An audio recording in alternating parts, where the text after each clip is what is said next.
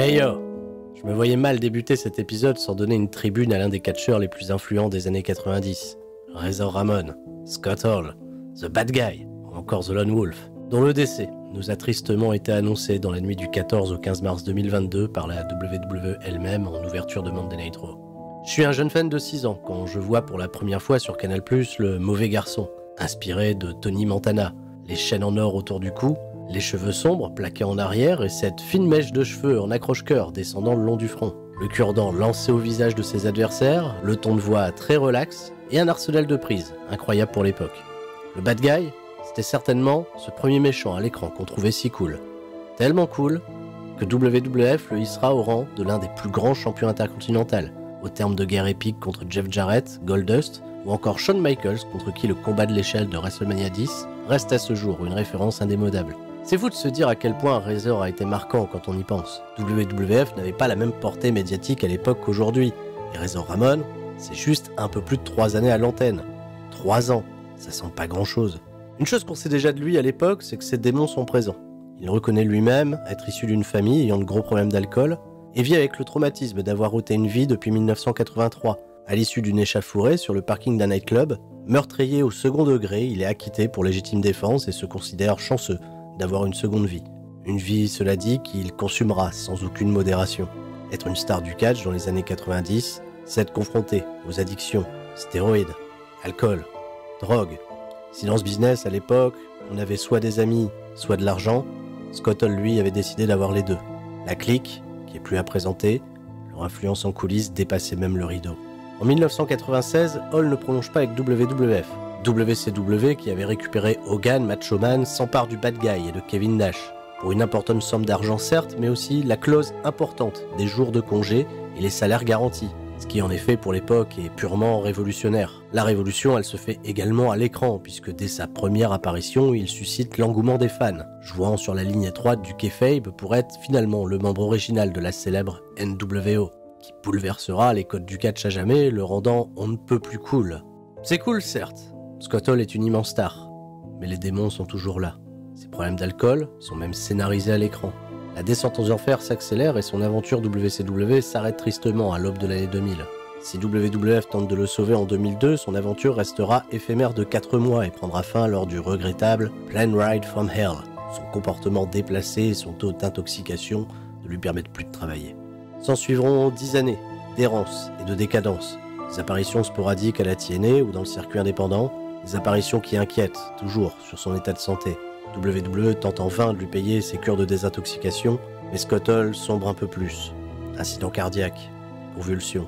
En 2011, ESPN réalise un documentaire touchant sur l'état de santé mental de Scott Hall. Déjà résigné à attendre la mort, à juste 53 ans. Ses proches témoignent de ce même constat et s'attendent à le voir quitter ce monde, incessamment sous peu. Si tout semble être cause perdue, 2013 va être le début de la rédemption inespérée. Scott Hall, aidé miraculeusement par DDP et ses célèbres méthodes de yoga, va se battre pour sa vie, son image et son héritage. À peine une année plus tard, 2014, c'est même un Razor Ramon revigoré qu'on voit intronisé au Hall of Fame. Une inspiration immense, dynamisée par la citation « Hard work pays off, dream comes true, bad time don't last, but bad guys do ». Le travail acharné porte ses fruits, les rêves deviennent réalité, les mauvais moments ne durent pas, mais les mauvais garçons, si. Un véritable cri d'amour à ce désir de se battre et de vaincre 30 années déteintes par un chaos permanent. Une inspiration pour la vie, une inspiration aussi pour tous les talents backstage qu'il a croisés, qu'il a aidés dans leur carrière. C'est lui le Scott Hall attachant, le Scott Hall généreux, que l'on retiendra, et pour qui les fans de catch du monde entier rendront hommage, amis, collègues et familles. Scott Hall nous quitte ce 14 mars 2022 suite aux complications entraînées d'une opération à la hanche, lui ayant provoqué 3 arrêts cardiaques successifs. Le monde s'était préparé à la mauvaise nouvelle. Razor part au paradis des méchants garçons par la plus grande des échelles, celle qui nous fait tomber, qui nous fait mal, mais celle qui nous élève au rang d'icône et de légende. Une toute dernière fois, say goodbye to the bad guy.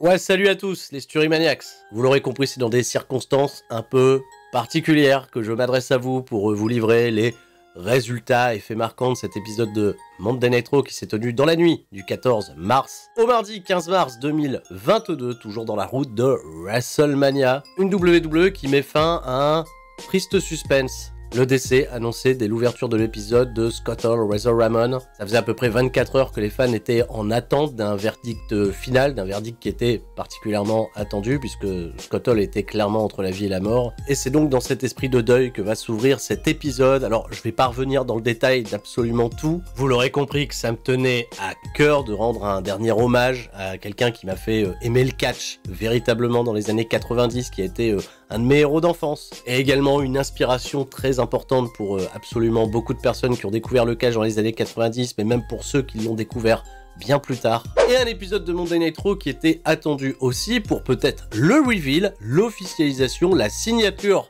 peut-être encore attendue d'un certain Cody Rhodes, puisque l'épisode de ce soir se tient à Jacksonville en Floride, un lieu plutôt cher à Cody Rhodes, puisque c'est le bastion de All Elite Wrestling, et on attend justement que la route s'ouvre pour un certain Seth Rollins qui était en tout cas prédit pour être son adversaire à WrestleMania. Malheureusement, les Dirt Sheets laissent planer une immense incertitude à ce sujet, et l'épisode du jour va être ouvert par celui qui lui s'est tracé une route vers WrestleMania, Kevin Owens, qui rendra un petit hommage plutôt sympatoche à Razor Ramon avec le Hey Yo pour ouvrir sa promo, et revenir bien entendu au cœur des débats, le fameux KO Show. Il va recevoir Steve Austin, et visiblement les intentions sont claires, c'est pour lui casser la gueule. Mais c'est pas un combat, mais c'est presque vendu comme un combat entre Kevin Owens et Steve Austin. Bizarre. Un Kevin Owens qui va conclure cette promo d'ouverture par un stunner porté sur l'un des caméramans qui était dans le ring. Alors un caméraman totalement factice, puisqu'il y a aucune de ces images, vu l'angle de caméra, qui ont été retransmises dans le flux de WWE. Histoire de rester sur le fil rouge, on retrouvera Seth Rollins un peu plus tard en interview avec Kevin Pantois de WWE Fan Axel, mais Seth Rollins n'a visiblement rien à dire, il se fait du sang d'encre, il va être rejoint un peu plus tard par Kevin Owens qui va essayer de lui remonter le moral, et Rollins d'un coup d'un seul semble avoir un éclair de génie et une idée pour avoir une route à WrestleMania, et il invitera plus tard Kevin Owens à le rejoindre dans le ring, et cette idée est incroyable puisqu'elle va sceller le main event de la soirée avec la complicité de Sonya Deville. Seth Rollins veut une route à WrestleMania en s'offrant lui-même un talk show avec Steve Austin, en lieu et place de son pote Kevin Owens. Quelle idée brillante. Et pour ponctuer ça, ce soir, dans le main event, Kevin Owens contre Seth Rollins pour savoir qui va hoster le talk show avec Steve Austin. Quelle idée brillante. Avant d'arriver bien sûr à ce main event, parlons du reste du show et faisons un constat sur l'état de Monday Night Raw. Si on exclut Seth Rollins et Kevin Owens qui ont des statuts ambigus, toute la division par équipe ainsi que la division 24/7, figurez-vous qu'il reste que 2 babyface dans la division solo.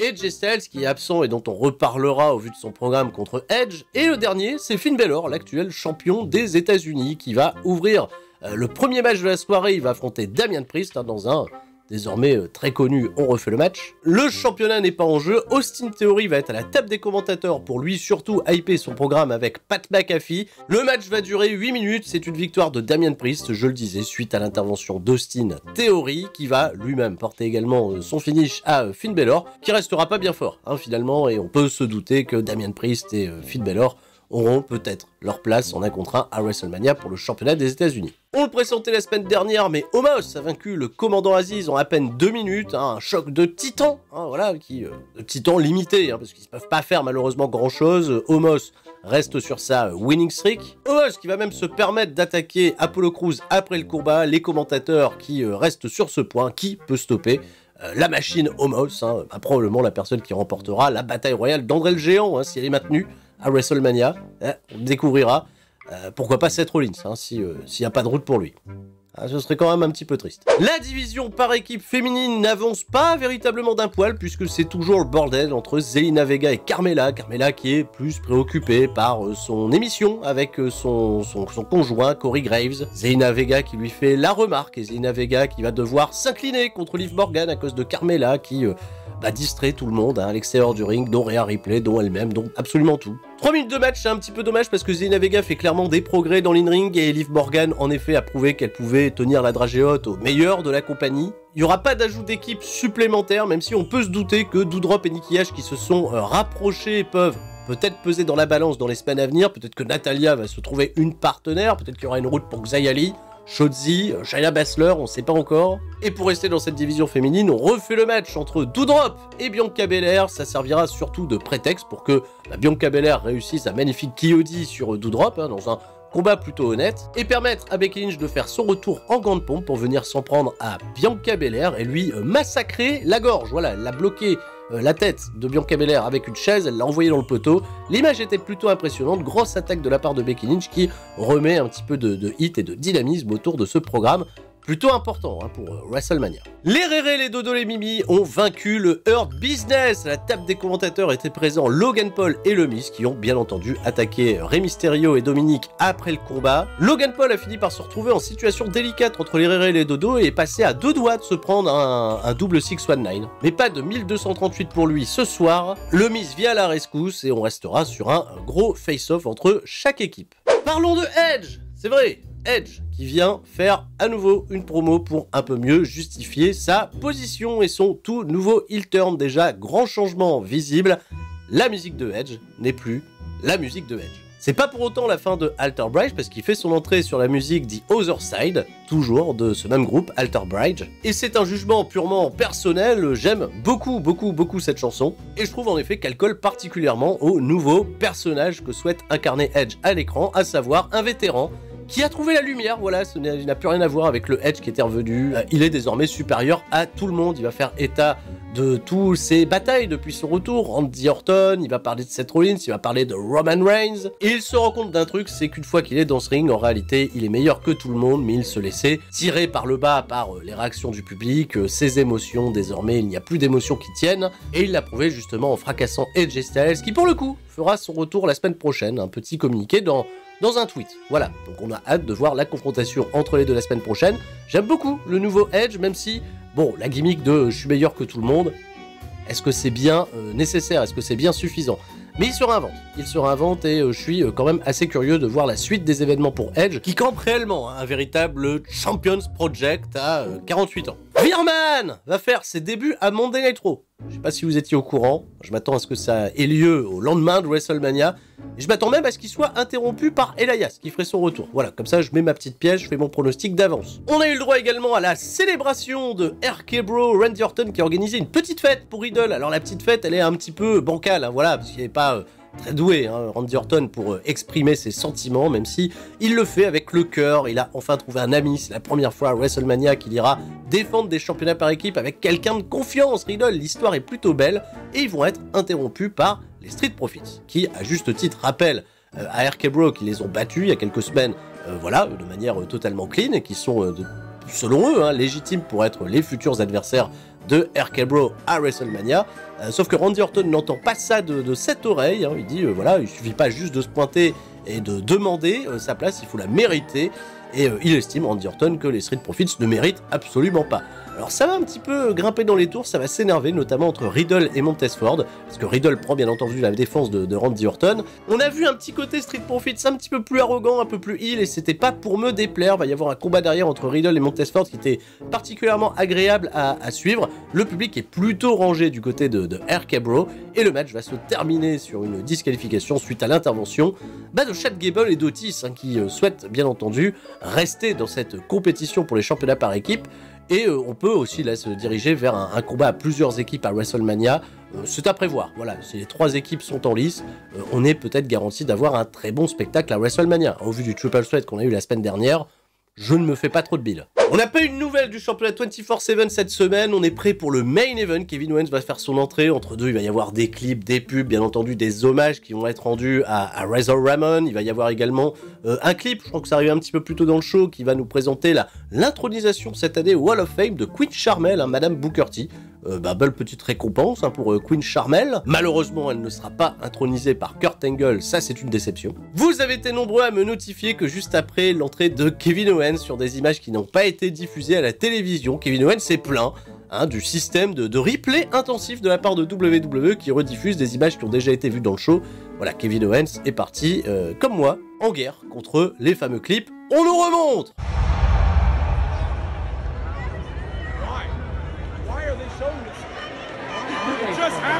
Le combat va durer un peu plus de 16 minutes de l'excellente action, et là on se dit on a un excellent match en main event, mais pour qu'un des mecs, tu vois, puisse aller interviewer Steve Austin à WrestleMania. Non mais le concept, moi, me dépasse totalement. Et pas de bol pour Seth Rollins, ça, parce qu'il va perdre. En plus de ça, Clean, ouais, ça a été un peu protégé. L'arbitre a pas été des plus attentifs à un moment donné où Seth Rollins pouvait peut-être remporter la victoire sur un compte de 3. L'arbitre a mis un petit peu de temps à aller déclencher son compte. De ce fait, ça a provoqué un petit peu d'incompréhension entre l'arbitre lui-même et Seth Rollins. Et bien entendu, Kevin Owens en a profité pour remporter la victoire. Pas de route pour WrestleMania pour l'instant à l'écran de Seth Rollins.